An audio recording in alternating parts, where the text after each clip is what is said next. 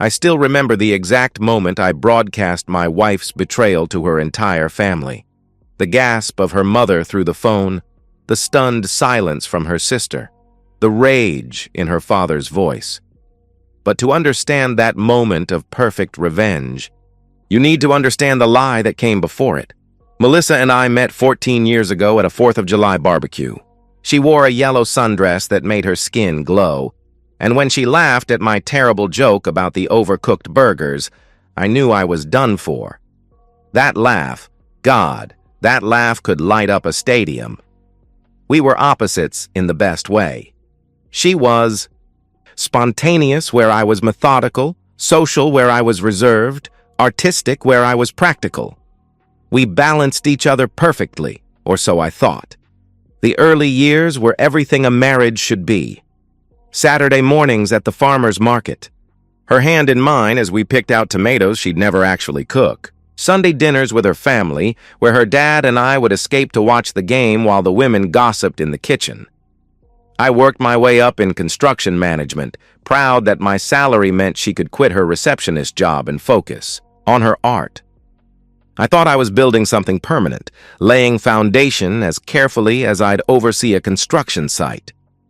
The changes started small, like hairline cracks in concrete. Her friend Sarah got divorced last spring, and suddenly Melissa couldn't stop talking about her. Sarah says marriage changes people. She'd mention casually over dinner. Sarah thinks couples need separate interests. She'd add with a thoughtful expression. Sarah this, Sarah that. The girls' nights started weekly, then became twice weekly. Shopping trips that used to take 2 hours stretched to 5. I noticed the new lingerie first. A black lace set I'd never seen before, tucked in the hay, back of her drawer when I was putting away laundry. When I asked about it, she said she'd bought it months ago, wanted to surprise me but forgot. The surprise never came. Her phone, which used to lie carelessly around the house, now lived face down, never leaving her side. She'd jump slightly when it buzzed, quickly checking it with a small smile that wasn't meant for me.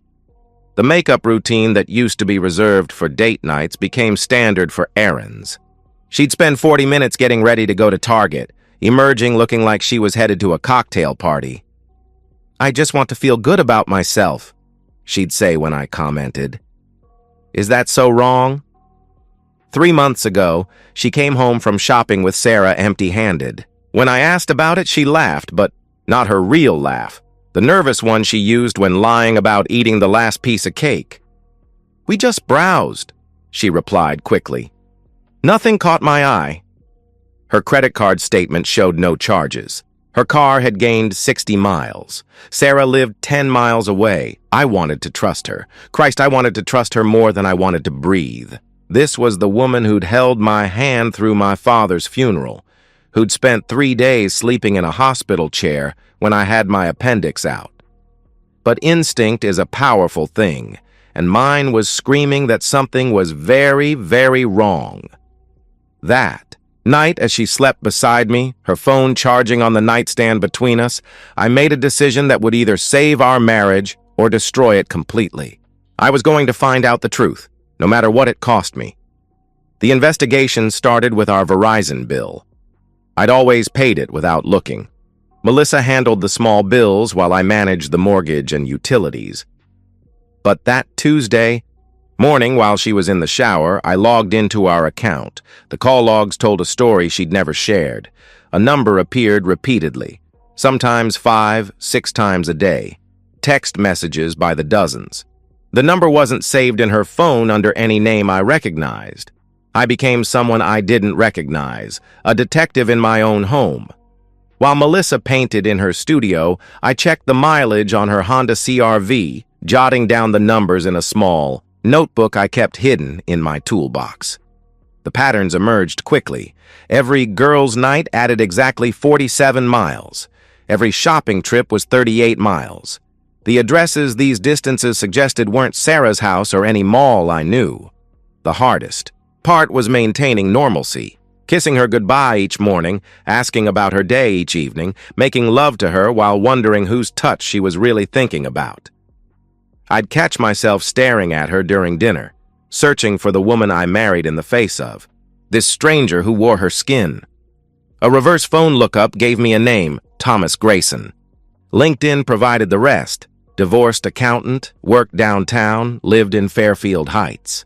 His Facebook was mostly private, but his profile picture showed a handsome man in his early 40s, salt and pepper beard, the kind of confident smile that probably worked well on lonely married women. 3 weeks into my investigation, I followed her. I'm not proud of it, but I needed to know. I told my foreman I had a dental appointment and left work early. Melissa's car was already gone when I drove past our house.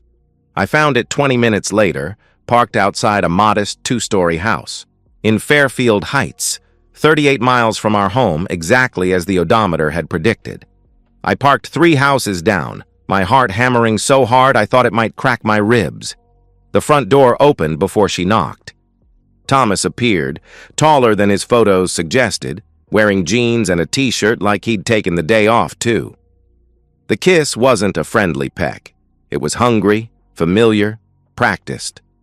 His hand tangled in her hair the same way mine used to. They disappeared inside, and I sat in my truck feeling like I'd been gutted with a rusty knife. But the construction manager in me kicked in. Emotion was for later, now was for documentation. I photographed his house, his address, his license plate. I noted the time she arrived, 2:17 p.m. When she left at 5:43 p.m., her hair was different, her makeup reapplied but smudged at the corner of her eye. She looked satisfied in a way that made me want to vomit. I drove home via a longer route, arriving after her. She was in the kitchen, humming while she cooked dinner, my favorite chicken parmesan. "How was work?" she asked cheerfully, kissing my cheek. I could smell him on her. A cologne I didn't recognize, something expensive and woody. "Same as always," I lied, matching her deception with my own. "How was your day?" "Oh, boring," she replied with practiced ease. "Ran some errands? Worked on a painting. Sarah called. She might have a date this weekend." The lies flowed so easily from her lips. I recorded everything in my notebook that night. Dates, times, locations, her cover stories. This wasn't a moment of weakness or a single mistake. This was calculated, repeated, routine. She'd turned betrayal into a schedule. I had the proof I needed, but as I drove home that night, I realized proof wasn't enough. She had humiliated me in secret for months. Now it was time to return the favor, and I knew exactly how to do it. The plan came to me during a site inspection.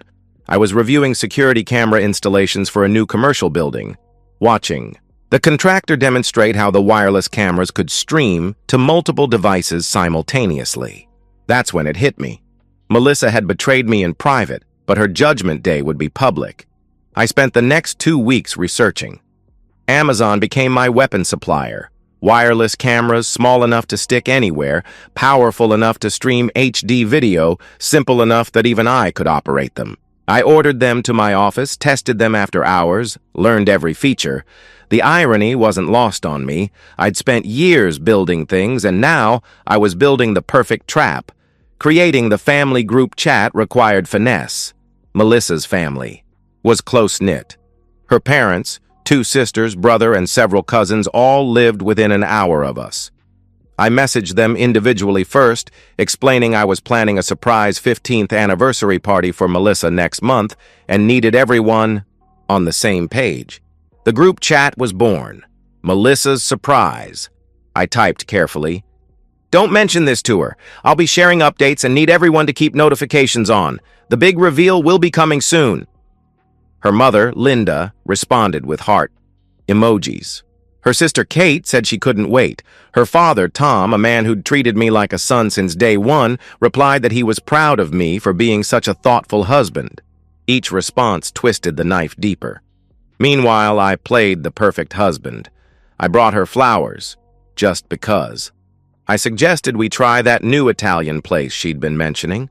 When she said she was tired from her long day of painting, I rubbed her feet while we watched Netflix. She had no idea she was living on borrowed time. The legal preparation happened in parallel. I met with David Brennan, a divorce attorney recommended by a divorced colleague, at a coffee shop 2 towns over. Adultery doesn't affect asset division much in no-fault states, he explained, but documented evidence can impact alimony and show character issues if custody becomes relevant.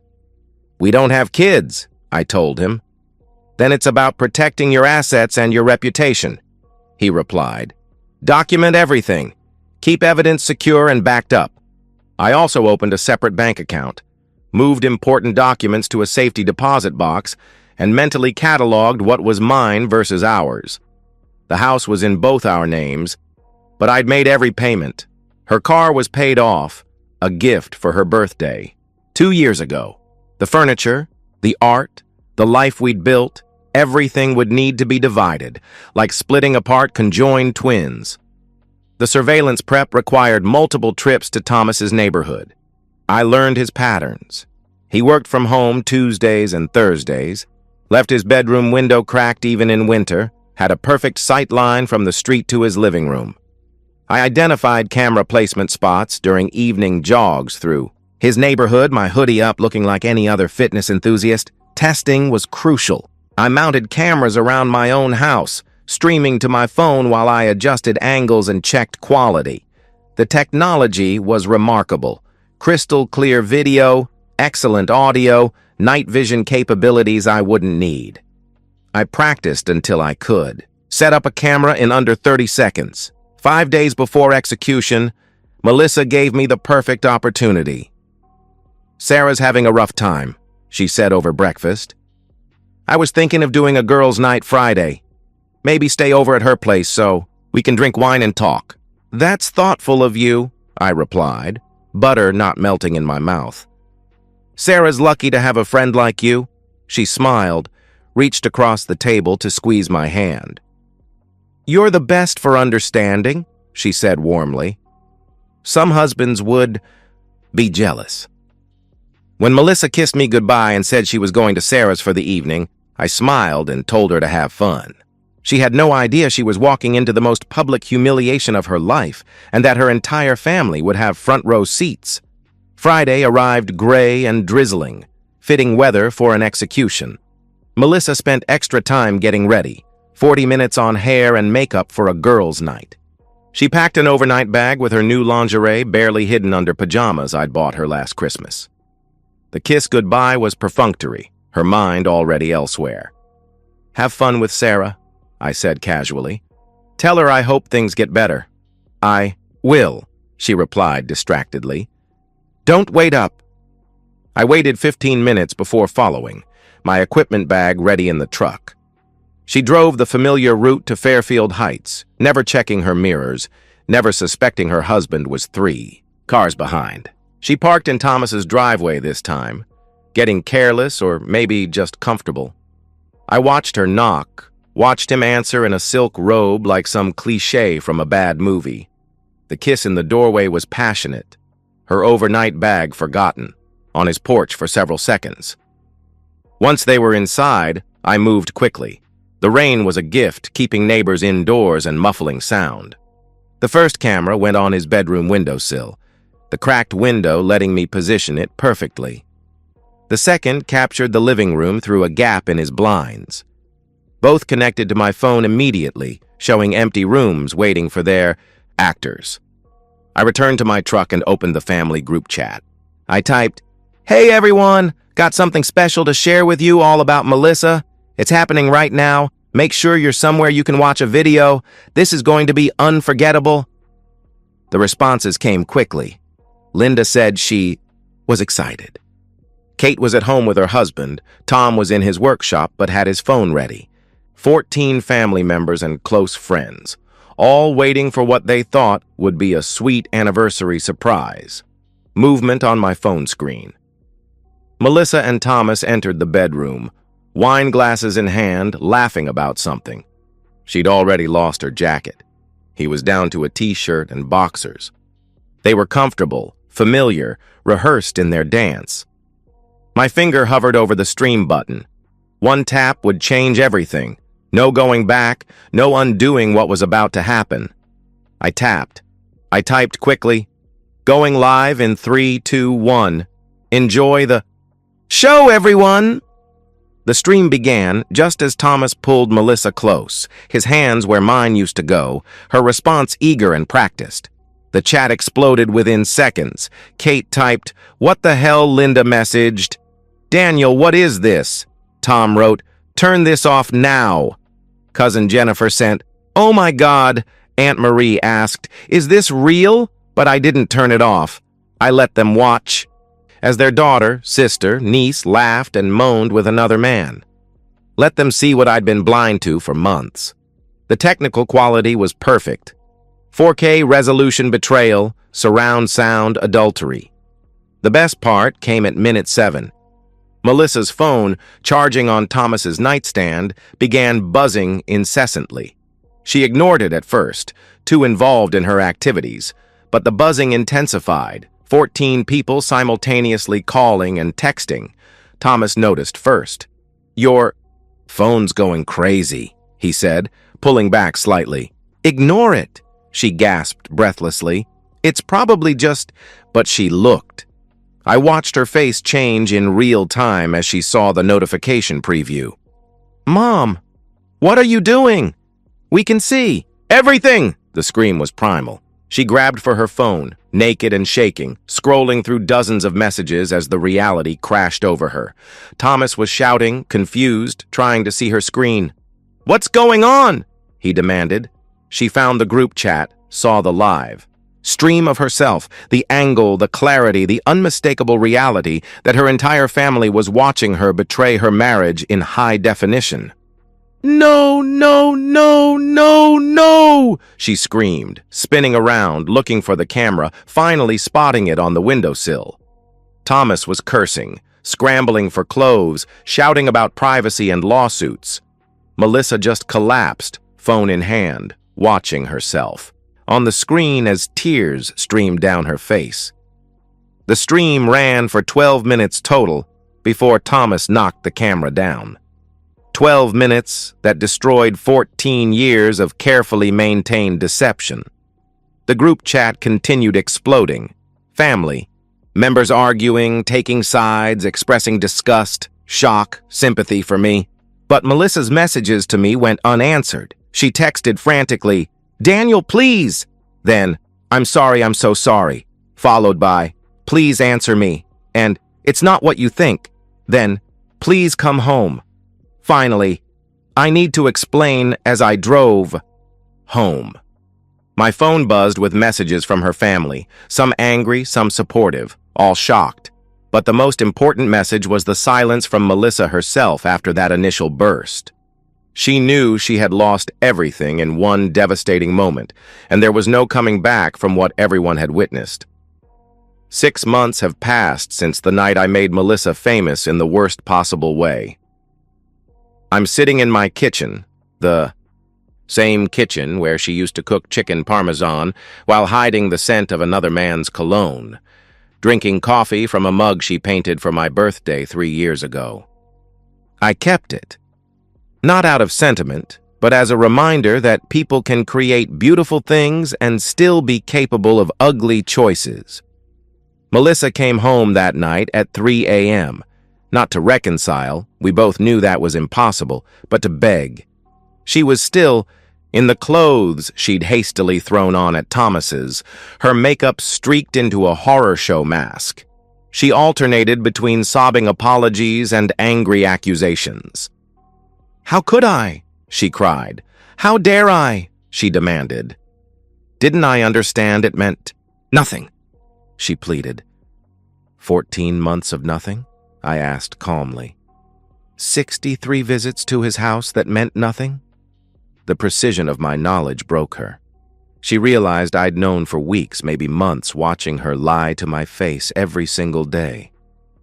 The violation she felt at being recorded paled against the violation I'd endured with every deception. The divorce was surgical. With video evidence of adultery witnessed by 14 people, her lawyer advised accepting my terms. No alimony despite her lack of income. The house stayed mine. I'd made every payment anyway. She kept her car, her art supplies, and half our savings. Clean, quick, finished in 4 months. The family fallout was nuclear. Tom, her father, didn't speak to her for 2 months. When he finally did, it was to tell her she'd broken his heart worse than her mother's. "You shamed our whole family," he said during that painful phone call.